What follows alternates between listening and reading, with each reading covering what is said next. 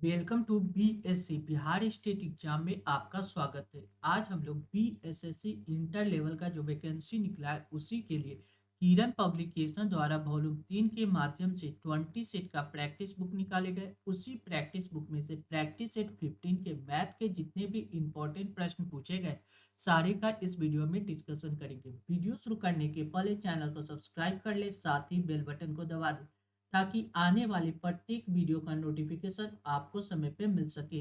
साथ ही इस वीडियो को ज़्यादा से ज़्यादा शेयर करें ताकि लोगों के बीच यह वीडियो आसानी से पहुंच सके। चलिए वीडियो की शुरुआत करते हैं आज के इम्पोर्टेंट प्रश्नों के साथ। पहला प्रश्न है, उस त्रिभुज का क्षेत्रफल कितना है जिसकी भुजा की लंबाई 9 सेंटीमीटर, 40 सेंटीमीटर और 41 सेंटीमीटर है। देखिए 9, 40 और 41 को देखने के साथ आपको ट्रिपलेट का कंडीशन पता चल रहा है। ट्रिपलेट बन रहा है, कितना का ट्रिपलेट बन रहा है? 9, 40, 41। ये अपने आप में क्या ट्रिपलेट है? ट्रिपलेट करने का मतलब 9 का स्क्वायर कीजिए, 40 का स्क्वायर कीजिए और इसके बराबर कीजिएगा तो 41 के स्क्वायर के बराबर हो जाता है। यानी ट्रिपलेट जब भी कोई संख्या बनाता है तो वह ट्रायंगल किस तरह का ट्रायंगल होता है? राइट एंगल ट्रायंगल होता है। राइट एंगल ट्रायंगल होता है, आरएटी राइट एंगल ट्रायंगल बनता है। अब हमको पता है राइट एंगल ट्रायंगल का एरिया कितना होता है? 1/2 गुने बेस इंटू ऊंचाई, 1/2 गुने बी इंटू एच।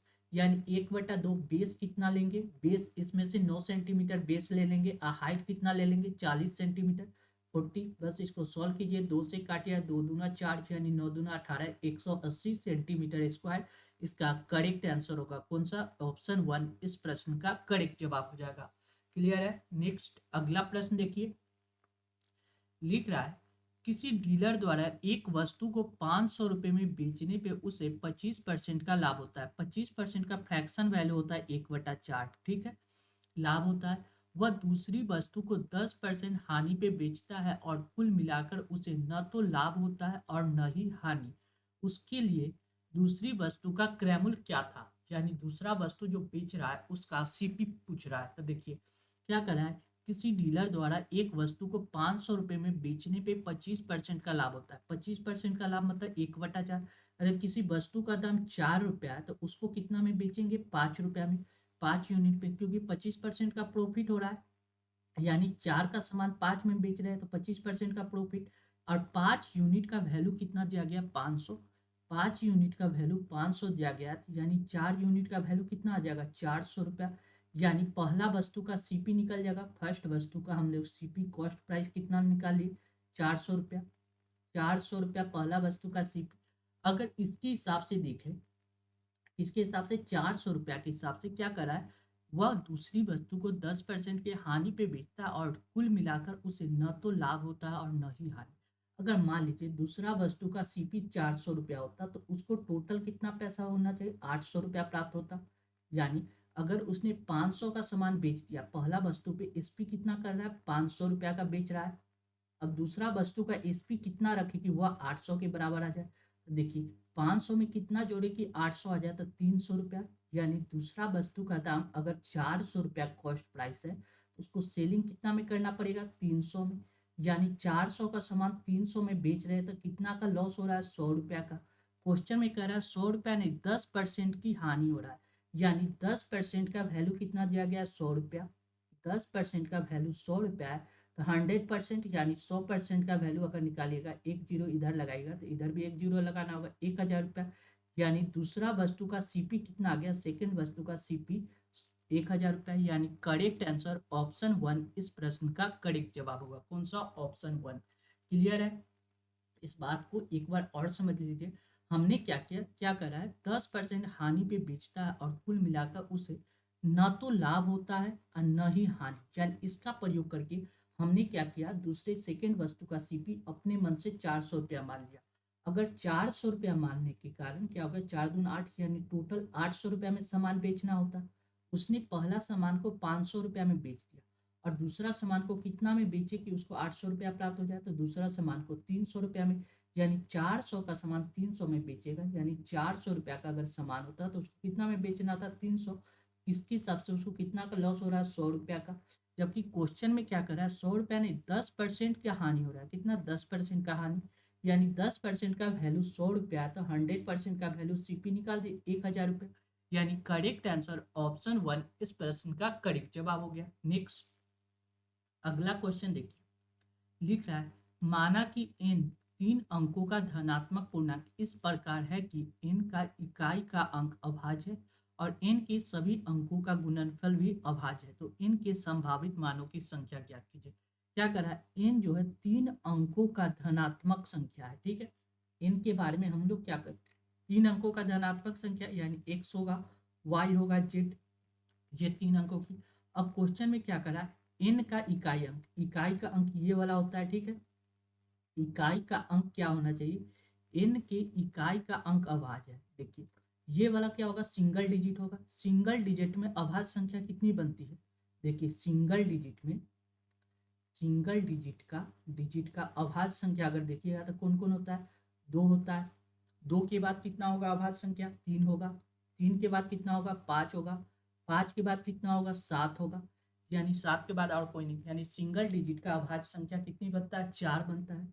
यानी इकाई का अंक क्या हो सकता है, इकाई के जगह पे हम 4 संख्या रख सकते हैं, 2 भी रख सकते हैं, यहाँ पे 3 भी रख सकते हैं, 5 भी रख सकते हैं और 7 भी रख सकते हैं। अब क्वेश्चन में क्या करा है, और n के सभी अंकों का गुणनफल भी अभाज्य, ये कंडीशन देखिए। क्वेश्चन में ये क्या लिख रहा है, n के सभी अंकों का गुणनफल भी अभाज्य है।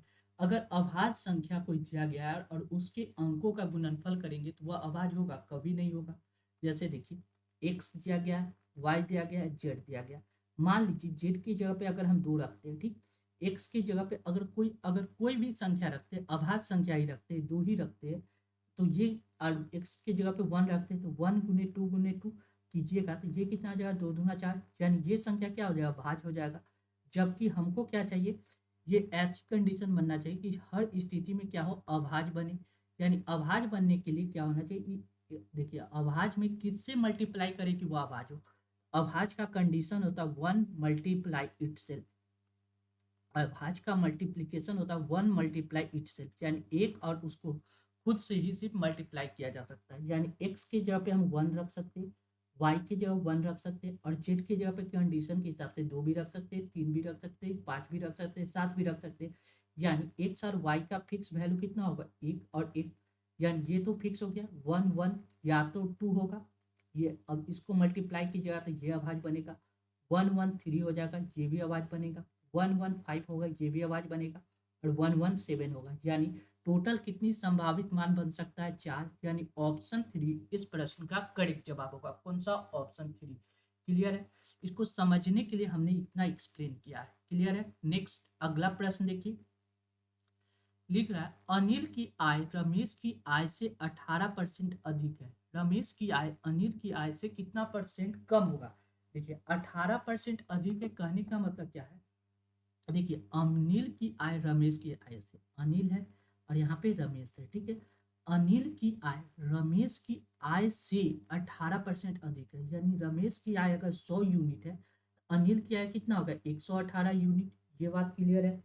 अब क्वेश्चन में क्या करा है, तो रमेश की आय अनिल की आय से कितना कम है।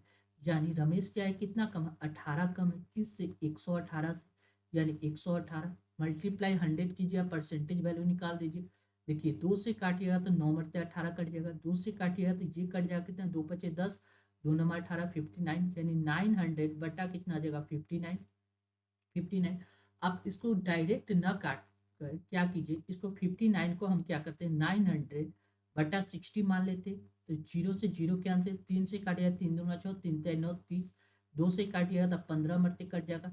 यानी नियरेस्ट क्या होगा, 15 से ज़्यादा वैल्यू आएगा, यानी 15 से थोड़ा सा ज़्यादा। यानी ऑप्शन 2 इस प्रश्न का करेक्ट जवाब होगा। कौन सा, ऑप्शन 2। हमने क्या किया, 59 को हमने क्या किया, 60 के नियरेस्ट मान लिया। यानी इसके हिसाब से अगर काटिएगा तो 15.25 के आसपास इसका करेक्ट आंसर होगा। यानी ऑप्शन 2 इस प्रश्न का करेक्ट जवाब। नेक्स्ट लिख रहा है 6 पदों का औसत 30 है, पहला पद शेष पदों के योग का 2 गुना है, तो पहला पद क्या कीजिए। देखिए 6 पदों का औसत 30 है, यानी अगर सम देखा जाए तो 6 18 यानी 180।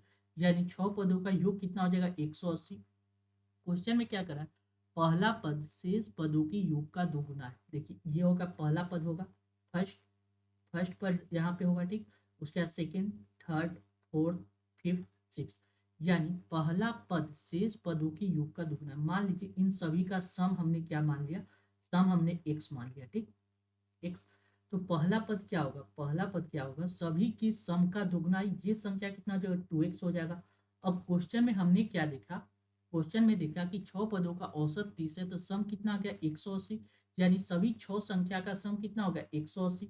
ये हमने क्या माना, सम माना, सम माना किसकी, 1 2 3 4 5, 5 नंबर का सम, 5 नंबर का सम हमने कितना माना था, एक्स माने थी। ये पहली संख्या कितना हो गया 2x हो गया। अब इन दोनों को जोड़िएगा, ये कितना आ जाएगा 3x, 3x बराबर कितना आ जाएगा 180। यहाँ से x का वैल्यू कितना है, 3 × 18 60। हमसे पूछ रहा है पहला पद क्या होगा, पहला पद हमने माना क्या 2x, यानी 60 से मल्टीप्लाई किए, 6 × 2 = 12 120, यानी करेक्ट आंसर कौन सा होगा, ऑप्शन 3 इस प्रश्न का करेक्ट जवाब होगा। कौन सा, ऑप्शन 3। क्लियर है। नेक्स्ट अगला प्रश्न देखिए, देखिए अगला क्वेश्चन क्या कर रहा है, लिख रहा है ये वाला एक कंडीशन फॉर्मूला बेस्ड क्वेश्चन है। देखिए आपको क्या दिया गया, ऊपर क्या दिया, ए क्यू -1 डिवाइड बाय कितना लिखा हुआ है नीचे। देखिए A Q minus B Q का अगर आपको पता, फॉर्मूला पता हो, A Q minus B Q बराबर क्या होता है, A minus B into A square plus A B plus क्या होता है बी स्क्वायर। ये फॉर्मूला अगर आपको पता है तो इस क्वेश्चन को आसानी से सॉल्व कर सकते हैं। 6.1 को हमने क्या माना, ए मान लिया, यानी ए का क्यू -1, यानी इस 1 को क्या मान लिया, बी, यानी बी का क्यू। अब नीचे देखिए यहाँ क्या दिया गया, ए का स्क्वायर दिया गया है, ए का स्क्वायर प्लस क्या दिया गया, देखिए 6.1 में अगर 1 से मल्टीप्लाई कर दे, ए इंटू बी लिख सकते हैं इसको, यानी ए इंटू बी दिया गया, प्लस क्या दिया गया, बी स्क्वायर दिया गया। जब ऊपर सॉल्व कीजिएगा, ऊपर फॉर्मूला पुटअप कीजिएगा, तो क्या बचेगा, A minus B into A square plus A B plus B square.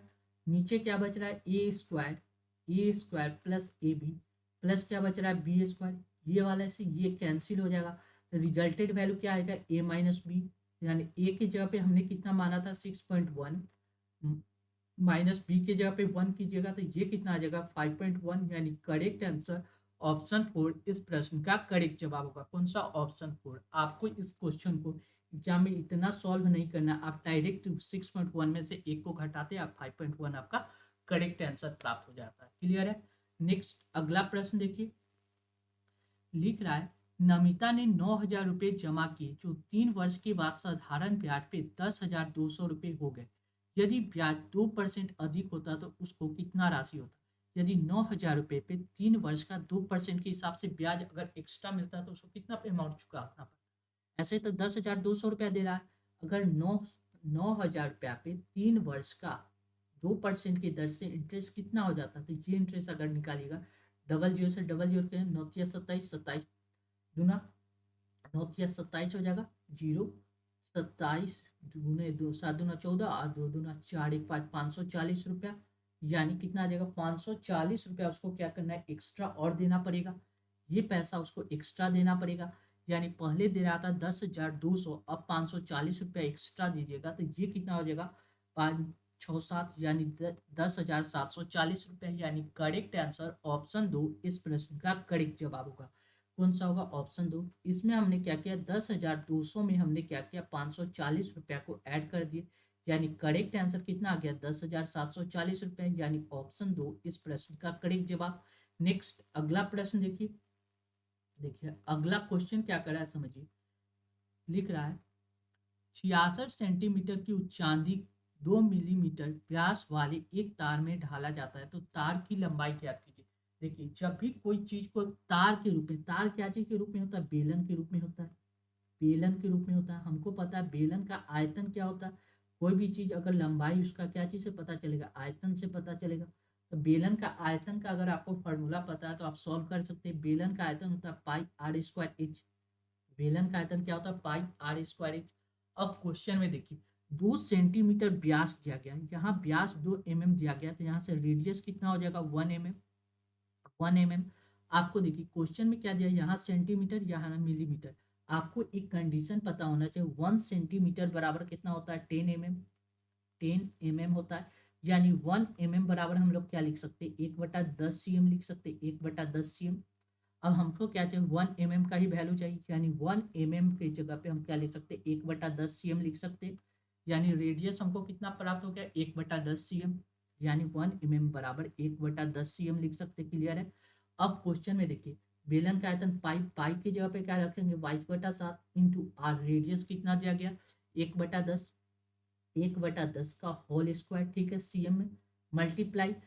अब देखिए 66 सेंटीमीटर क्यूब चांदी 2 mm व्यास वाले। अब देखिए यहाँ पे क्या है, 66 सेंटीमीटर क्यूब इसका लेंथ दिया गया है, हमको लंबाई चाहिए, आयतन वो एक तार को ढाला जाता है तो तार की लंबाई क्या है, जब हमको लंबाई चाहिए मल्टीप्लाई एल करना पड़े। यानी देखिए बेलन जब इस तरह का बेलन रहता है तो हमको क्या करते हैं, पाई आर स्क्वायर एच करते हैं, ठीक। ये एच, यही जब लंबाई इसको सीधा कर दिया गया तो ये वाला एच क्या चीज में चेंज हो जाएगा, एल में चेंज हो जाएगा। ये वाला एच एल में चेंज हो जाएगा, बस यही काम किया गया। यानी पाई आर स्क्वायर एल भी लिख सकते हैं, कोई दिक्कत नहीं। अब इसका वैल्यू कितना दिया गया, 66। जब इसको सॉल्व किया जाए, देखिए 22 से काटिया, 22×3 = 66, 3 मरते। अब देखिए एल बराबर कितना हो जाएगा, 7×21, 10 का स्क्वायर कीजिएगा 100, यानी 21 × 100 सीएम आ गया। अब देखिए हमको क्या चीज में चाहिए, लंबाई क्या चीज में चाहिए, मीटर में चाहिए। आपको पता है 1 मीटर बराबर होता है 100 सेंटीमीटर, 100 सेंटीमीटर। यानी 21 में इधर से मल्टीप्लाई कीजिएगा 21 को, तो 2100 सेंटीमीटर बराबर क्या होगा, 21 mm, 21 मीटर। यानी करेक्ट आंसर कौन सा होगा, ऑप्शन 2 इस प्रश्न का करेक्ट जवाब होगा। कौन सा, ऑप्शन 2। क्लियर है। नेक्स्ट अगला प्रश्न देखिए, अगला क्वेश्चन क्या करा है इसको देखिए। देखिए अगला प्रश्न लिख रहा है, एक किताब 20%, 30% और 10% के 3 क्रमिक छूट पे बेची जाती है, प्रतिशतता में शुद्ध छूट ज्ञात कीजिए। देखिए 3 को सक्सेसिव दे रहा है, उसका सिंगल छूट क्या होगा, तो A plus B minus A B into 100/100 लिख सकते हैं, A plus B minus A B बटा 100 लिख सकते हैं। यानी अगर हम दो व्यक्ति का पहले निकाले 30 और 20 को एक साथ निकाले तो 30 + 20 50, 20 + 30 माइनस क्या लिख सकते हैं, 20×30 बटा 100 लिख सकते हैं, कोई दिक्कत नहीं। 30 20 50, 50 ये कट जाएगा कितना, -6, यानी ये कितना आ जाएगा 44। अब 44 को कितना 10 के साथ सॉल्व कर देते हैं, 44 + 10 -44 मल्टीप्लाई 10/100 लिख सकते हैं, कोई दिक्कत नहीं। ये कितना आ जाएगा 54 माइनस ये पॉइंट 0 से 0 कैंसिल, यानी 4.4। यानी 54 में से 4.4 घटाएगा तो 10 में से 4 गया 6, पॉइंट किया हो जाए 13, 13 में से 4 गया 9, यानी 49.60%। यानी करेक्ट आंसर ऑप्शन 1 इस प्रश्न का करेक्ट जवाब होगा। कौन सा, ऑप्शन 1। क्लियर है। नेक्स्ट अगला प्रश्न हम लोग देखेंगे। अगला क्वेश्चन क्या कर रहा है देखिए, लिख रहा है पी और क्यू अलग अलग किसी काम को क्रमशः 30 और 45 दिन में पूरा कर सकते हैं। पी कार्य आरंभ करता है और 5 दिन तक अकेले कार्य करता है, फिर क्यू उसके साथ लग जाता है और वे 6 दिन तक एक साथ कार्य करते हैं, जिसके बाद पी कार्य छोड़ देता है। उस समय कार का कितना भाग बचा हुआ था, जिस समय पी कार छोड़ देता है उस समय कार का कितना भाग बचा हुआ था, ये हमको ज्ञात करना है। देखिए पी और क्यू अलग अलग किसी काम को करता है तो 30 और 45 दिन में पूरा कर सकता है। देखिए पी का बात कीजिएगा, पी अगर करता है तो वह काम कितना दिन में कंप्लीट हो जाता है, 30 दिन में। अगर क्यू करता है अकेले तो वह काम कितना दिन में, 45 दिन में कंप्लीट कर लेता है। 30 और 45 का एलसीएम लीजिएगा तो 90, मान लीजिए टोटल 90 वर्क है, ठीक है। तो यह पी एक दिन में कितना काम करेगा, 3। क्यू एक दिन में कितना काम करेगा, 2, ठीक है। अब क्वेश्चन में क्या करा, पी कार्य प्रारंभ करते और 5 दिन तक अकेला काम करता है, ठीक है। यानी पी काम स्टार्ट किया, कितना दिन तक थी गया, 5 दिन तक। यानी पी एक दिन में कितना काम करता है, 2 काम करता है, और 5 दिन तक काम किया तो टोटल काम कितना हो गया, 5 दूना 10 काम कंप्लीट हो गया। टोटल काम कितना कंप्लीट कर लिया, पी एक पी का प्रारंभ करता है और 5 दिन तक, पी एक दिन में कितना काम करता है, पी एक दिन में 3 काम करता है, कितना, पी एक दिन में 3 काम करता है तो हमको कितना दिन तक काम कराना था, 5 दिन तक। यानी 5×3 = 15, यानी टोटल 15 काम कंप्लीट हो गया। अब बचा हुआ काम आगे क्या करा है, फिर क्यू उसके साथ लग जाता है। जब 5 दिन के बाद पी प्लस क्यू एक साथ आ जाता है, ठीक। और ये कितना दिन तक लगता, और वे 6 दिन तक एक साथ काम करते। कितना दिन? 6 दिन तक। यानी P प्लस क्यू एक साथ कितना काम करेगा? 3 दू 5, 3 दू 5, कितना दिन तक? 6 दिन तक। यानी 6 × 5 = 30, यानी टोटल काम कितना कर लेगा? 30 का। यानी पहले 15 काम हो गया था, अब 30 काम हो गया, यानी टोटल काम का देखिएगा ये कितना हो गया? 45 काम कंप्लीट हो गया। 45 काम तो हम लोग ने कंप्लीट कर लिया, लेकिन रिमेनिंग वर्क कितना बच गया? देखिए टोटल वर्क कितना था? आपने देखा कि टोटल हमको काम मिला था 90 काम करने के लिए, ठीक है, जिसमें से हमने 45 काम कर दिया, तो रिमेनिंग कितना बच गया? 45 को घटा दीजिए, बचा हुआ काम कितना हो गया? 45। हमसे पूछ रहा है पी कार छोड़ देता है उस समय कार का कितना भाग बचा, यानी 45 काम बचा, लेकिन भाग पूछ रहा है, तो टोटल कितना था? 90। 90 से डिवाइड कर दीजिए, 45 से काटिए, 45×90, 1/2 भाग बच गया। 1/2 को क्या लिख सकते हैं? 2×5 = 10, 0.5। यानी करेक्ट आंसर ऑप्शन 3 इस प्रश्न का करेक्ट जवाब होगा। कौन सा? ऑप्शन 3। क्लियर है? नेक्स्ट अगला प्रश्न देखिए। देखिए अनुक्रम 1, 3, 6, 10 के छठे और सातवें पदों का अनुपात क्या होगा? सबसे पहले देखना है कि यह सीरीज किस तरह से बढ़ रहा है। क्या लिख रहा है? 1, उसके बाद 3, उसके बाद 6, उसके बाद 10। आगे यह सीरीज कैसे बढ़ेगा ये चेक करना है। तो देखिए इसमें कितना जुटा है? तो 2 जुटा है। 3, 1 और 2 3। इसमें कितना जुटा है? 3 जुटा है। यानी देखिए पहला पद से दूसरा पद में 2 जुटा, तीसरा पद में 3 जुटा, ये चौथा पद आएगा तो 4 जुटेगा। ठीक। अब इसके बाद हमने कितना? पांचवा पद लिखेंगे। पांचवा पद में कितना जोड़ेंगे? 5। छठा पद लिखेंगे तो उसमें कितना जोड़ेंगे? 6 जोड़ेंगे। ठीक है, ये हमसे क्या पूछ रहा है? छठा पद। ठीक है, और सातवां पद लिखेंगे तो इसमें क्या जोड़ेंगे? 7 जोड़ेंगे। ठीक है, अगर हमसे पूछ रहा है कौन सा क्वेश्चन में क्या पूछा है? छठा पद, यानी इसमें 10 में हमको कितना जोड़ना होगा? 6 4 10 1 11 जोड़ेंगे तो ये छठा पद आ जाएगा। यानी 6 4 10 1 11, 11 10 21, यानी छठा पद कितना हो जाएगा? 21। सातवां पद का बात कीजिएगा तो देखिए 6 4 10 1 11, 11 7 18, 18 10 में जोड़िएगा तो ये कितना आ जाएगा? 18 और 10 28, 28। यानी आज सातवां पद कितना आ गया? 28। हमसे क्वेश्चन पूछा है छठे और सातवें पद का अनुपात। छठा पद कितना आ गया? 21। रेशियो कितना दिया गया? 28। 7 से काटिएगा, 7 × 21, 7 × 28, 3:4। यानी करेक्ट आंसर कौन सा होगा? ऑप्शन 1 इस प्रश्न का करेक्ट जवाब होगा। कौन सा? ऑप्शन 1। क्लियर है? नेक्स्ट अगला प्रश्न देखिए।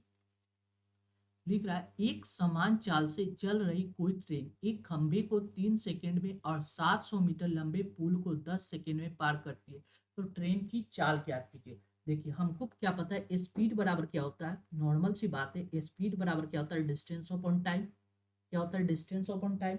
अब देखिए क्वेश्चन, एक समान चाल से चल रही कोई ट्रेन एक खंभे को 3 सेकंड में, कोई भी ट्रेन अगर खंभे को पार करता है तो उसको अपना जितना लंबाई होता है उतना ही दूरी तय करना पड़ता है। ठीक है, यानी खंभे को पार करने में उसका स्पीड कितना होगा? स्पीड बराबर डिस्टेंस कितना? अपनी लंबाई, यानी ट्रेन की लंबाई टी होगा। ट्रेन की लंबाई मान लीजिए ट्रेन बटा समय कितना होगा? 3 सेकंड में पार कर रहा है, यानी स्पीड कितना हो जाएगा? 3 सेकंड, यानी ट्रेन बटा 3। अब क्या कर रहा है? 700 मीटर लंबे पुल, यानी लंबाई क्या होगा? ये ट्रेन की लंबाई, ट्रेन प्लस कितना हो जाएगा? 700 मीटर लंबा पुल। आज समय कितना ले रहा है? 10 सेकंड में 10 से डिवाइड कर दीजिए, बस इसको सॉल्व कर दीजिए। ट्रेन टी आर लिख सकते हैं, टी आर मल्टीप्लाई 10 बराबर लिख सकते हैं 3 × टी आर बराबर कितना? प्लस कितना लिख सकते हैं? 7 × 21, 210। ये आ जाएगा 3, इधर आ जाएगा 7, यानी 7 टी आर बराबर कितना आ जाएगा? 210। 7 से काटिएगा तो कितना मरते? 7 × 21, 3 मरते, यानी 300। यानी ट्रेन की लंबाई कितना आ गया? ट्रेन की लंबाई 300 हमसे पूछ रहा है, तो ट्रेन की चाल क्या हो गया? तो चाल कोई एक इक्वेशन ले लेते हैं, ट्रेन की चाल और डिस्टेंस अपॉन टाइम, यानी इसका भी सॉल्व कर सकते हैं। ट्रेन की लंबाई 300 बटा स्पीड कितना? 3, 3 से डिवाइड कर दिए, यानी कट जाएगा 100 मीटर पर सेकेंड। ट्रेन की लंबाई स्पीड कितना होगा? 100 मीटर पर सेकेंड। यानी करेक्ट आंसर ऑप्शन 4 इस प्रश्न का करेक्ट जवाब होगा। कौन सा? ऑप्शन 4। क्लियर है? नेक्स्ट अगला क्वेश्चन देखिए क्या कर रहा है। एक साहूकार 4% वार्षिक दर पे पैसा उधार लेता है, ठीक है, और वर्ष के अंत में ब्याज का भुगतान करता है। वह इसे 8% वार्षिक चक्रवृद्धि ब्याज पर उधार देता है। और जहां ब्याज छमाही आधार पर चक्रवृद्धि किया जाता है और वर्ष के अंत में ब्याज प्राप्त करता है, इस तरह उसे वर्ष में 166.4 रुपये का लाभ होता है। उसके द्वारा उधार ली गई राशि ज्ञात करें। देखिए क्वेश्चन पहले समझिए, उसके बाद देखिए। सिंपल इंटरेस्ट बात किया है, 4% की दर से सिंपल इंटरेस्ट पे किसी एक व्यक्ति क्या करता है, बैंक है, ठीक है, बैंक से उसने क्या किया, 4% की दर से सिंपल एसआई के हिसाब से उसने क्या किया, ब्याज ले लिया, कुछ पैसा ले लिया, ठीक। और यह पैसा को उसने क्या किया, एक दूसरा व्यक्ति को बेच दे दिया, कितना, 8% की दर से, कितना, half yearly, half half yearly दे दिया। हाफ ईयरली कहने का मतलब क्या हो गया, एक बार 4%, बीच में 6 महीना पे लगेगा, फिर 4% 6 महीना पे लगेगा। और ये क्या, कंपाउंडेड दे दिया, सीआई कंपाउंडेड दे दिया, कितना, 4% का कंपाउंडेड दे दिया किसी दूसरे व्यक्ति को। और इस प्रकार उसको ब्याज के रूप में 166.4 रुपया का लाभ होता है। देखिए 4% ईयरली के हिसाब से एक साल में उसको 100 रुपया पे 4 रुपया इंटरेस्ट प्राप्त होता, ठीक है, 4 रुपया। लेकिन कंपाउंडेड 4% का देखा जाए तो जिस सक्सेसिव एक साथ निकालेगा, 4+4 प्लस क्या कीजिएगा, 4 × 4/100 कीजिएगा, ये कितना, 4×4 = 8, 8 पॉइंट कितना, 4×4 = 16, 8.16। यानी अगर कंपाउंडेड किसी व्यक्ति को दे दिया, उससे उसको कितना पैसा इंटरेस्ट प्राप्त होता, 8.16 रुपया इंटरेस्ट प्राप्त होता। ऐसे नॉर्मली उसको 4 रुपया इंटरेस्ट प्राप्त होता है। यानी इंटरेस्ट का डिफरेंस देखिएगा तो उसको इंटरेस्ट में कितना का प्रॉफिट हो रहा है, यानी 4.16% का उसको इंटरेस्ट में प्रॉफिट हो रहा है, ठीक। जबकि क्वेश्चन के हिसाब से करा है 4.16% इंटरेस्ट, उसको 166.4 रुपया का लाभ होता है। यानी 4.16% बराबर कितना दिया गया है, 166.4। इससे आप 100% निकाल लीजिए, वह राशि कितना उधार लिया निकल जाएगा। 1% बराबर कितना हो जाएगा, 166 ये पॉइंट हटा के नीचे क्या करते, 10 से मल्टीप्लाई कर देते, मल्टीप्लाई, ये देखिए 416 ये पॉइंट हटेगा, ऊपर चला जाएगा 100, ठीक है। अब देखिए एक जीरो से एक जीरो कैंसिल, 4 से कट, 6×4 = 24, 4 से मरते कट जाएगा ये आसानी से, यानी 40 आ जाएगा। यानी 1% का वैल्यू कितना आ गया, 40। हमसे पूछ रहा है उसने उधार ली गई राशि कितना है, 1% का वैल्यू 40 है, तो 100% रुपया उसने उधार लिया होगा। यानी 100% का वैल्यू कितना हो जाएगा, 4,000 रुपया। यानी करेक्ट आंसर कौन सा होगा, ऑप्शन 2 इस प्रश्न का करेक्ट जवाब होगा। कौन सा, ऑप्शन 2। क्लियर है। नेक्स्ट अगला प्रश्न देखिए। मुखिया के एक चुनाव में एक उम्मीदवार को कुल वैध मतों का 55% प्राप्त हुआ और कुल मतों में से 6% मतों को अवैध घोषित कर दिया गया। यदि मतों की कुल संख्या 30,000 है तो उम्मीदवार के पक्ष में डाले गए वैध मतों की संख्या ज्ञात कीजिए। देखिए क्वेश्चन समझिए, देखिए टोटल वोटर लिस्ट मतों की संख्या कितना है, वोटर लिस्ट में 30,000 वोटर, ठीक है, 30,000, ठीक है, वोट देने गया। अब क्या करा, मुखिया के चुनाव में कुल वैध मतों का 55% प्राप्त हुआ, कुल मतों का 6% मत क्या हो गया, अवैध हो गया। यानी टोटल 30,000 लोग वोट दिए, जिसमें से 6% क्या हो गया, अवैध हो गया। यानी वैलिड वोट कितना हो गया, 6%। यानी 100 में से 6 घटाइएगा तो ये कितना हो जाएगा, 94% क्या हो गया, वैलिड वोट हो जाएगा। यानी 30,000 का 94% वैलिड वोट हो गया। अब क्या करा है, वैलिड वोट का 55% मत प्राप्त किया, कुल वैध मतों का 55% मुखिया ने जीता। पूछ रहा है तो उम्मीदवार के पक्ष में डाले गए वैध मत कितना, कितना परसेंट, 55%।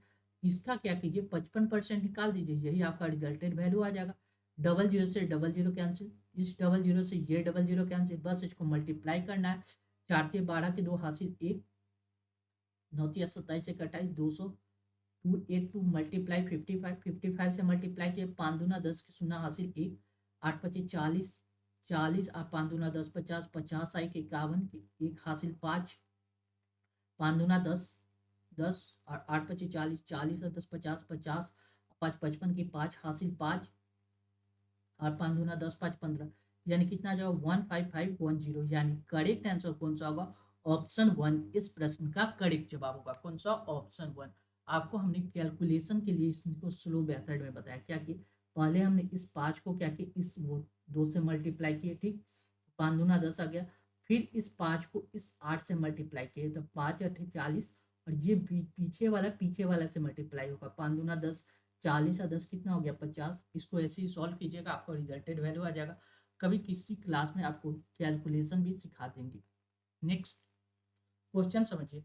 57 और 99 के बीच अभाज्य संख्या का औसत कितना होगा। सबसे पहले हमको क्या प्राप्त करना है, 57 और 99 के बीच कितनी अभाज्य संख्या और वह अभाज्य संख्या कौन कौन है, ये अगर पता चल जाए तो आप इसका एवरेज निकाल सकते हैं।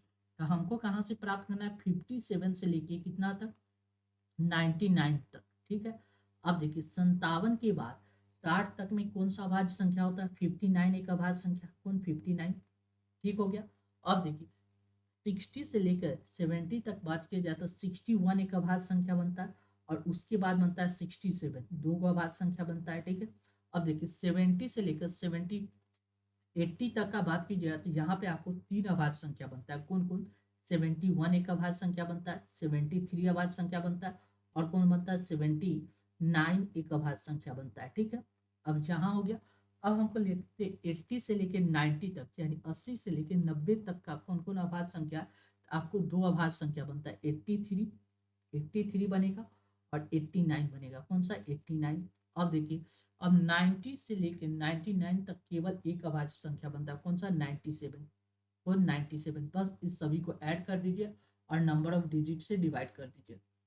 तो संख्या कितना बना, 1 2 3 4 5 6 7 8 1 9, यानी हमको 9 से डिवाइड करना पड़ेगा, किसमें, 59 प्लस कितना 61 प्लस कितना 67 प्लस कितना कीजिएगा 71 प्लस कितना कीजिएगा 73 प्लस कितना 79 प्लस 89 और प्लस कितना 97। इसको ऐड करके क्या कीजिए, 9 से डिवाइड कीजिए, ऐड कीजिए 679 आ जाएगा, 679/9, इसको डिवाइड कीजिए तो यह आ जाएगा कितना 75.4। यानी करेक्ट आंसर कौन सा होगा, ऑप्शन 1 इस प्रश्न का करेक्ट जवाब होगा, कौन सा, ऑप्शन 1। क्लियर है। नेक्स्ट अगला प्रश्न देखिए, अगला क्वेश्चन क्या कर रहा है देखिए। यदि निर्माता को 10% का लाभ होता है और थोक व्यापारी को 12% का लाभ होता है और खुदरा विक्रेता को 15% का लाभ होता है, तो एक मेज का उत्पादन लागत ज्ञात की जिसका खुदरा मूल्य कितना दिया गया, 1171 रुपया। यानी खुदरा व्यक्ति को कितना मिलता है, 1751 रुपया।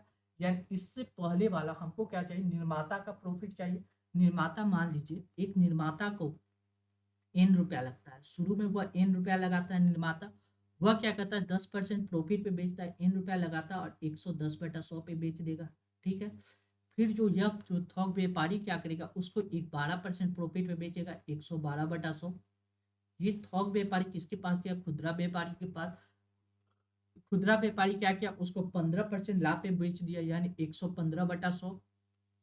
और ये खुदरा व्यापारी जो बेचा वह एक ग्राहक को कितना रुपया पड़ा, 1771 रुपया पड़ा। यहाँ से n का वैल्यू निकाल लीजिए, आपका करेक्ट आंसर आ जाएगा, 0 से 0 कैंसिल आ जाएगा। अब इसको काटिएगा तो 7 1 8, 7 1 8 7 1 8, यानी 11 से कैंसिल हो जाएगा आसानी से, 11 से काटिएगा, ये कितना मरते कट जाएगा, एक मरते कट जाएगा, ये आ जाएगा 67 छः मरते लगाएंगे तो 66, एक बचेगा यानी 61, यानी 161 मरते आसानी से कट जाएगा।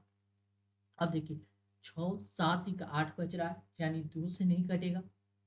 अब इसको हमको क्या करना पड़ेगा, इसको कैलकुलेशन देख लेते हैं।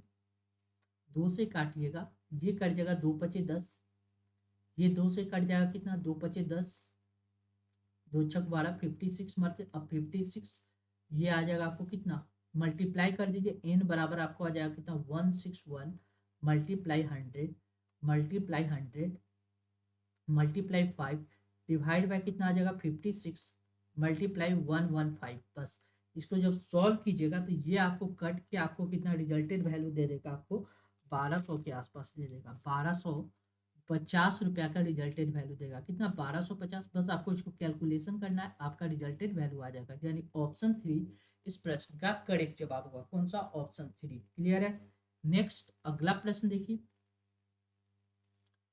यदि दो संख्या का औसत 12 है और इन्हीं दो संख्या का गुणनफल 119 है, तो इन दोनों संख्या का अंतर क्या होगा। क्या करें, दो संख्या का औसत 12 है, मान लीजिए x प्लस वाई दो संख्या का औसत, यानी दोनों को जोड़ के 2 से डिवाइड कीजिए, ये कितना दिया गया 12, यानी संख्या का सम कितना हो जाएगा, x प्लस वाई कितना दिया गया 12 दूना 24 24, इसके हिसाब से। और क्या, इन्हीं दो संख्या का गुणनफल 119 दिया गया है। यानी x इंटू वाई दिया गया कितना 119। अब देखिए यहाँ तक आप क्लियर है। अब देखिए यहाँ पे डिजिट का वैल्यू देखिए, आपको देखिए 119 किसके पहाड़ा में आता है, तो आप देखिएगा 17 सत्ते 19 से होता है। 17 सत्ते कितना होता है 19 से। ये अगर आपको पहाड़ा याद है तो आप आसानी से लिख सकते हैं 17 × 7 19 से 119। अब 119 17 × 7 लिखे। अब यहाँ पे देखिए 17 और 7 को ऐड कीजिएगा तो 24 बनेगा, बिल्कुल बनेगा। 17 + 7 को ऐड करने पे 24 बन रहा है। अब देखिए 17 × 7 तो 24 हो रहा है, 17 × 7 तो 24 119 हो रहा है। लेकिन इनका अंतर पूछ रहा है, यानी इनका अंतर कितना हो गया 10 का अंतर आ जाएगा। यानी इन संख्याओं का अंतर पूछ रहा है, यानी ऑप्शन 3 इस प्रश्न का करेक्ट जवाब होगा। कौन सा? ऑप्शन 3। आपको ऐसे प्रश्न में दिए गए संख्या का बारे में आपको कुछ जानकारी होना चाहिए, जबकि 119 के बारे में अगर हमको जानकारी नहीं होता, हम क्या करते, इसको फार्मूला पे a+b के फार्मूला पे तोड़ते और उसके बाद सॉल्व करते। क्लियर है? जबकि हमको 119 देखने से ही पता चल रहा था क्या, वह 17 सत्ते 19 से, यानी 17 × 7 का यह मल्टीप्लीकेशन बना रहा है। नेक्स्ट लिख रहा है क्रमशः 5 सेंटीमीटर और 6 सेंटीमीटर आंतरिक और बाह्य त्रिज्या वाले धातु के एक खोखले गोले को पिघलाकर 5.2 सेंटीमीटर आधार की त्रिज्या के एक ठोस शंकु में ढाला जाता है। शंकु की ऊंचाई क्या है? तो देखिए कोई भी चीज चेंजिंग होता है तो उसका रूप चेंज क्या चीज में होता है? आयतन में होगा। क्या चीज में? आयतन में। किसी भी चीज का रूप चेंज क्या चीज में होता है? तो आयतन में। अब हमको क्या पता होना चाहिए आयतन के बारे में? दो चीज का बारे में पता होना चाहिए। एक गोले का आयतन क्या होता है, एक गोला का आयतन हमको पता होना चाहिए। और दूसरा क्वेश्चन में क्या करा है, उसको शंकु के रूप में ढाला जाता है। यानी गोला और शंकु दोनों का अगर हमको आयतन पता है, ये क्वेश्चन को आसानी से सॉल्व कर सकते हैं। गोला का आयतन होता है 4/3 पाई आर क्यूब। गोला का आयतन कितना होता है? 4/3 पाई आर क्यूब। और शंकु का आयतन क्या होता है? 1/3 pi R square H. 1/3 pi R square H. अब इन दोनों इक्वेशन को सॉल्व कीजिएगा, आपका रिजल्टेड वैल्यू आ जाएगा। देखिए दोनों का आयतन बराबर है, तो गोला का आयतन क्या लिख सकते हैं? 4/3 पाई आर क्यूब। आर देखिए क्या करें, 5 सेंटीमीटर और 6 सेंटीमीटर आंतरिक और बाह्य त्रिज्या, यानी दोनों त्रिज्या का डिफरेंस ज्ञात करना है। तो डिफरेंस कितना आ जाएगा? 6 का क्यूब। देखिए पाई आर क्यूब यानी 6 का क्यूब माइनस 5 का क्यूब लिख सकते हैं। इन बराबर 4/3 पाई आर एस क्यू हो गया। ये आ गया आपको क्या? गोला का आयतन। अब ये कितना के बराबर? शंकु के आयतन के बराबर है 1/3 पाई आर। देखिए 5.2 सेंटीमीटर आधार की त्रिज्या, यानी रेडियस कितना दिया गया? 5.2, यानी 5.2 का होल स्क्वायर कीजिए इंटू ऊंचाई h हमको ज्ञात करना है। बस यहाँ से सॉल्व कीजिए, आपका रिजल्टेड वैल्यू आ जाएगा। देखिए पाई से पाई कैंसिल हो गया, ये नीचे 3 है, 3 से 3 कैंसिल हो गया। 6 का क्यूब कीजिएगा 216 आ जाएगा। 5 का क्यूब कीजिएगा 125 आ जाएगा। 216 और 125 का आप डिफरेंस यहाँ से निकाल लीजिएगा तो ये कितना आ जाएगा? 91 आ जाएगा। ये डिफरेंस कितना आ जाएगा? 91 आ जाएगा। यानी 4 × 91। ठीक है, क्लियर है? अब इधर देखिए यहाँ क्या लिख सकते? 52 52 52/10 लिख सकते हैं। मल्टीप्लाई 52/10 इंटू एच लिख सकते हैं, कोई दिक्कत नहीं है। अब देखिए इसको काटिएगा, 4 से कट जाएगा आसानी से। 4 एकम 4, 4 से 12 13 मरते, 13 सत्ते 91, 7 मरते कट जाएगा। ये 91 7 मरते, 7 से 52 काटिएगा तो कितना मरते कट जाएगा? 7 से 52 कटेगा। यहाँ पे देखिए 7 से 52 को आप काट सकते, यहाँ पे हम लोग क्या कर सकते हैं? क्रॉस मल्टीप्लाई कर सकते हैं, यानी 10 और 10 100, यानी 700 बटा कितना आ गया? 52, यानी 700/52 बराबर एच। ये आपको एच का वैल्यू निकल गया। 700 को अगर 52 से डिवाइड किया जाए तो ये आ जाएगा 13×5 = 65, 14×5 = 70। देखिए 50 × 14 कीजिएगा तो कितना आ जाएगा? 14×5 = 70, यानी 700। यानी कब? जबकि ये कितना है? 52 है, यानी 14 से कम रिजल्टेड वैल्यू आना चाहिए। मल्टीप्लाई क्या करना? 14 से कम, यानी ये तो आंसर नहीं होगा। 14 से कम एक संख्या 13.5 है, यानी 52 को 13.5 से अगर मल्टीप्लाई कीजिएगा तो ये नियरेस्ट 700 के आसपास आ जाएगा। यानी करेक्ट आंसर ऑप्शन 3 इस प्रश्न का करेक्ट जवाब होगा। कौन सा? ऑप्शन 3। क्लियर है? नेक्स्ट अगला प्रश्न देखिए, यदि रीता के वेतन में पहले वर्ष 5% और अगले वर्ष 2% की वृद्धि होती है तो 2 वर्ष के बाद उसके वेतन में निवल प्रतिशत वृद्धि ज्ञात कीजिए। सिंपल a+ भी निकाल दीजिए। पहले 5% का वृद्धि, फिर 2% का वृद्धि, प्लस 5 मल्टीप्लाई 2/100 कर दीजिए, बस सॉल्व करिए। 5 2 7 हो गया, 7 प्लस कितना आया, 5 दूना 10, 5 दूना 10 यानी 0.1, यानी 7.1% का क्या होगा, निबल वृद्धि होगा। यानी करेक्ट आंसर ऑप्शन 2 इस प्रश्न का करेक्ट जवाब होगा। कौन सा, ऑप्शन 2। क्लियर है। नेक्स्ट अगला प्रश्न देखिए, मोहन एक काम को 24 दिन में पूरा कर सकता है। उसने 6 दिन तक काम किया और फिर वह काम छोड़ दिया। उसके बाद सोहन ने शेष काम को 21 दिन में पूरा किया। मोहन और सोहन मिलकर इसे कितने दिन में पूरा कर सकते हैं? देखिए, मोहन अकेला काम करता तो 24 दिन में पूरा हो जाता। मोहन अकेला काम करता तो 24 डे में पूरा हो जाता, ठीक है। लेकिन मोहन ने 6 दिन तक काम किया, यानी मोहन एक दिन में कितना काम करेगा, 1/24। ये कितना दिन तक काम किया, 6 दिन तक, यानी 6 4 के 24, यानी उसने कितना काम किया, 1/4 काम किया। रिमेनिंग वर्क कितना बच गया, रिमेनिंग वर्क कितना बच गया। अब देखिएगा, 1 - 1/4 कीजिएगा तो रिमेनिंग वर्क प्राप्त हो जाएगा, यानी 3/4। यानी बचा हुआ काम कितना हो गया, 3/4। यह क्या करा, इसके बाद सोहन ने शेष काम यानी रिमेनिंग काम को कितना दिन में कर लिया, 21 दिन में। अगर सोहन का बात किया जाए तो वह 3/4 काम को कितना दिन में कर लेता है, 21 डे में। यानी 3 7 21, 7 7 चौक 28, क्रॉस मल्टीप्लाई कीजिएगा तो सोहन अकेला उस एक काम को करने में कितना दिन लेता है, 28 दिन। यानी सोहन अकेला उस एक काम को करने में 28 दिन और मोहन 24 दिन ले रहा था। क्लियर है। अब दोनों को एक साथ काम करवाना है। मोहन अकेला किसी काम को 24 दिन में कर लेता, जबकि सोहन अकेला उसी काम को कितना, 28 डे में कर लेता। क्लियर है। 24 और 28। अब क्या कीजिए, इन दोनों का एलसीएम लीजिए। ये कितना जो 168, यानी 168 क्या हो गया, टोटल वर्क हमने एलसीएम मान लिया। 168 मानने के कारण क्या हो गया, मोहन कितना मरते, 7 चौक 28, 7 दूना 14, यानी 7 दिन, एक दिन में 7 काम करता है। सोहन का काम कीजिएगा तो 8 दूना 16, 6 दूना 12, 8 चौक 48, 8 12 4 16, यानी 6 मरते, यानी सोहन एक दिन में 6 काम करता है। दोनों को मिलाइएगा तो एक दिन में कितना काम करेगा, 6 4 10, 6 6 12 1 13, यानी एक दिन में 13 काम करेगा। टोटल काम कितना, 168। उस काम को 13 से डिवाइड कीजिएगा तो टोटल डे प्राप्त हो जाएगा। 13 से डिवाइड कीजिएगा तो ये आ जाएगा कितना, 12.12/13 दिन। कितना, 12.12/13 दिन। यानी करेक्ट आंसर कौन सा होगा, ऑप्शन 1 इस प्रश्न का करेक्ट जवाब होगा। कौन सा, ऑप्शन 1। क्लियर है। नेक्स्ट अगला प्रश्न देखिए, 7 सेंटीमीटर व्यास वाले एक गोले का आयतन ज्ञात कीजिए। सबसे पहले गोला का आयतन क्या होता है, हमने अभी पढ़ा 4/3 पाई आर क्यू क्या होता है, 4/3 पाई आर क्यू क्या होता है, गोले का आयतन। यानी 4/3 पाई की जगह पे हम क्या लिख सकते हैं, 22/7। आर 7 सेंटीमीटर व्यास, हमको यहाँ पे क्या चाहिए, रेडियस चाहिए। यानी व्यास का आधा रेडियस होता है, यानी 1/2 कर दीजिए। 7 का आधा कितना है, 7/2।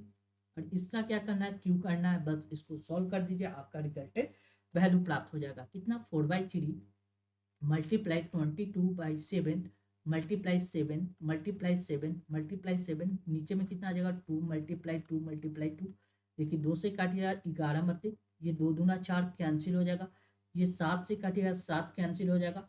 अब देखिए 7 7 49, 49, 49 को 11 से मल्टीप्लाई किया जाए, 9 9 1 10 3 13 के 3 हासिल, 1 4 1 5, 539, 459। नीचे बच रहा है कितना, 539 को 3 से डिवाइड कीजिएगा, ये कितना आ जाएगा, 179, 179.66। यानी करेक्ट आंसर ऑप्शन 1 इस प्रश्न का करेक्ट जवाब हो जाएगा। क्लियर। नेक्स्ट, कितनी धनराशि 5 वर्ष में 6% वार्षिक साधारण ब्याज की दर से इतना रुपये का ब्याज अर्जित करता है।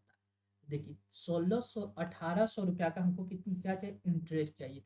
कितना वर्ष में, 5 वर्ष में। टाइम दिया गया 5, 5 वर्ष में 6% की दर से हमको नॉर्मल इंटरेस्ट कितना होता है, 6 × 25 30 रुपया का 30% का इंटरेस्ट प्राप्त होता, यानी 30% का इंटरेस्ट प्राप्त होता है। जबकि क्वेश्चन में करा है ये 1800 के बराबर है, यानी 0 से 0 के आंसर 3 × 18, 6 मरते, यानी 60 रुपया का, यानी 1% का वैल्यू 60 रुपया है।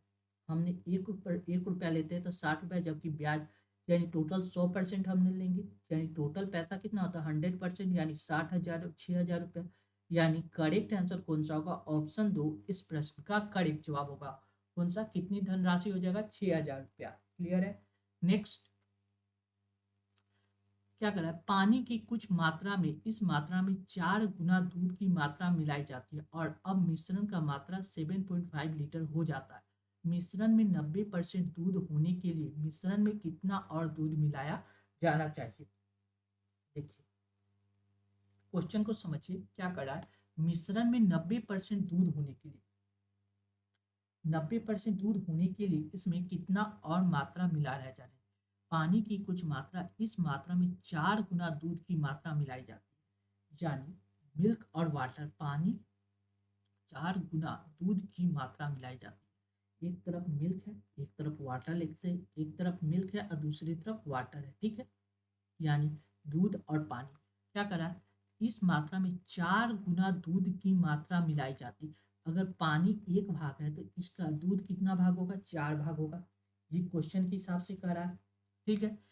अब मिश्रण की मात्रा 7.5 लीटर हो जाती है। इस प्रकार मिश्रण कितना हो जाता है, 7.5, यानी 4:1 की जगह था 5 यूनिट, 5 यूनिट का वैल्यू कितना दिया गया, 7.5। यहाँ से 1 यूनिट का वैल्यू निकालिएगा तो ये 1 5 6 15 1.3, 1 यूनिट का वैल्यू कितना, 50 25 यानी 1.5। 1 यूनिट का वैल्यू कितना आ जाएगा,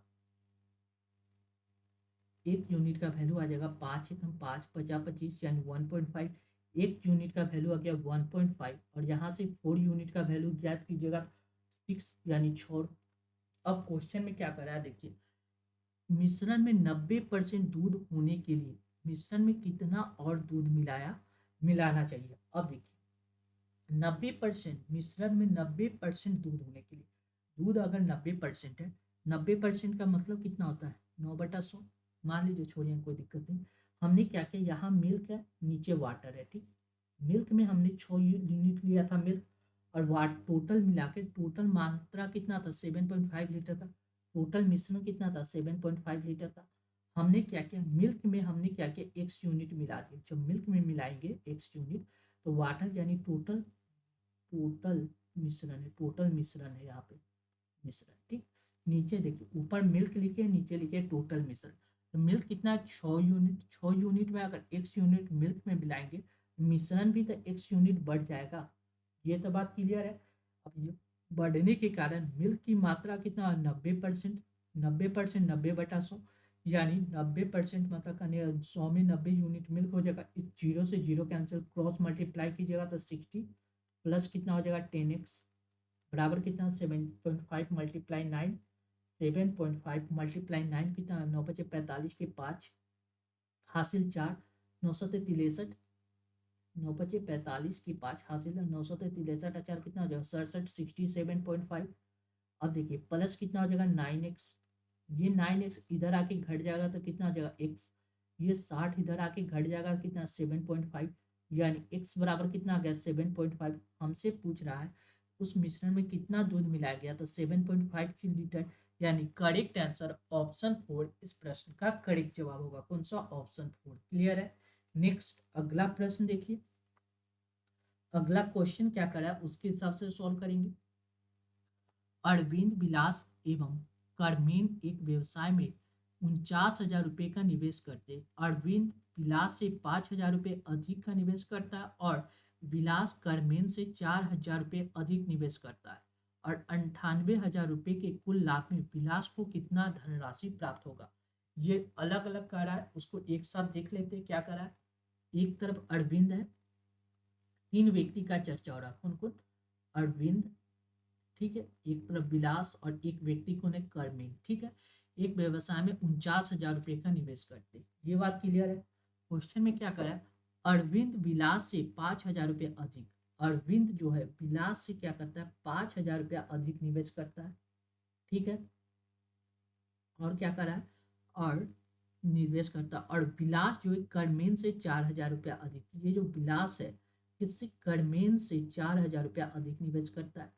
क्लियर है। अब देखिए मान लीजिए करमेन अगर x रुपया निवेश करता है, ठीक है, तो विलास कितना रुपया निवेश करेगा, x + 4,000। ये बात क्लियर है। और अरविंद का बात किया जाए तो ये कितना, x + 5 4 9,000। ये क्लियर हो गया। टोटल निवेश कितना, 49,000 का निवेश है। यानी अगर इसको सॉल्व कीजिएगा तो x + 900, 9,000 प्लस ए आ गया, प्लस बी का बात किया जाता है एक्स प्लस 4000 प्लस एक्स बराबर कितना आ गया 49,000 49.30। यहाँ से एक्स एक्स एक्स कितना हो जाएगा 3x। ये देखिए 9 और 4 कितना हो जाएगा 13। 13 इधर आके घट जाएगा तो कितना आ जाएगा 49,000 माइनस कितना हो जाएगा 13 पे कितना 1230। ये आ जाएगा कितना 000। 6 3 9 6। ये होगा 3। ये हो गया 4 में से गया 3 36। ये 3 से काट गया था 3 एकम 3 3 दूना 6 12,000। यानी एक्स का वैल्यू कितना आ गया 12,000 रुपया। एक्स का वैल्यू 12,000 कहने का मतलब क्या हो गया, तो 98,000 रुपये के कुल निवेश में विलास का। अब देखिए सबको अलग अलग निवेश को बांट दीजिए, अच्छी तरह से बांटिएगा, उसके बाद आप रेशियो निकाल सकते हैं। क्या क्या व्यक्ति है, ए बी सी है, ए है बी है, ए बी और के है, ठीक है। के का वैल्यू कितना आ गया 12,000। 12,000 बी का वैल्यू कितना चाहिए एक्स प्लस 4,000, यानी 12 4 16,000। 16,000 ठीक है। 16 और इसमें क्या करना है 5 ऐड किए 16 4 20 से 21,000। ठीक है, ये तीनों से 30 कैंसिल हो गया। अब 21 16 और 12 को काटिएगा तो भी कोई दिक्कत नहीं। जब देखिए 6 1 7 7 8 1 9 9 आ रहा है, 1 2 2 3 3 1 4 49। 49 यूनिट का वैल्यू कितना दिया गया 98,000। यानी इसका 9 दूना 18 2 दूना 4 दूना 8 इतना 2,000। एक यूनिट का वैल्यू 2,000 है। तो कुल लाभ में विलास को कितना धनराशि मिला बी फॉर 16 यूनिट। एक यूनिट का वैल्यू 2,000 है तो 16 यूनिट का वैल्यू कितना हो जाएगा 16 मल्टीप्लाई 2,000 16 दूना 32। यानी करेक्ट आंसर कौन सा होगा ऑप्शन 4 इस प्रश्न का करेक्ट जवाब होगा कौन सा ऑप्शन 4। क्लियर है। नेक्स्ट अगला प्रश्न देखिए, अगला क्वेश्चन क्या करा है 2,000 रुपये की धनराशि 2 वर्ष में 2,880 रुपया हो जाता है। वार्षिक रूप से संयोजित होने वाले ब्याज की दर ज्ञात कीजिए। देखिए 2,000 रुपया 2,000 रुपया 2 साल में कितना हो जाता है 2,880 रुपया। कितना होता है 2 साल में, ठीक है। हमसे इसे पूछ रहा है 2 ईयर में दिया गया इतना हो जाता है। हमसे पूछ रहा है रेट ऑफ इंटरेस्ट कितना है, यानी रेट ऑफ इंटरेस्ट यानी अमाउंट का सिंपल सा फॉर्मूला अमाउंट बराबर ए बराबर क्या होता है पी इंटू 1 + r/100 की पावर टी। इसको सॉल्व कीजिए, अमाउंट कितना दिया गया 2,880, पी फॉर प्रिंसिपल दिया गया 2,000 into 1 + r rate of interest r/100 time कितना दिया गया 2। बस जीरो से जीरो कैंसिल कीजिए, 2 से काटिएगा तो ये कट जाएगा कितना 1 4 दूना 8 144/100। यानी 144/100 बराबर कितना आ जाएगा, ये पावर हटेगा तो इधर रूट आ जाएगा, बराबर कितना आ जाएगा 1 + r/100। क्लियर है। यहाँ से निकालिएगा तो 12/10। ये +1 है तो -1 बराबर r/100 लिख सकते हैं, कोई दिक्कत नहीं। 10 में से गया 2/10, 2/10 बराबर कितना r/100। ये जीरो से जीरो कैंसिल, क्रॉस मल्टीप्लाई कीजिए, आर रेट ऑफ इंटरेस्ट कितना आ गया 20%। यानी करेक्ट आंसर ऑप्शन 4 इस प्रश्न का करेक्ट जवाब होगा कौन सा ऑप्शन 4। क्लियर है। चलिए नेक्स्ट।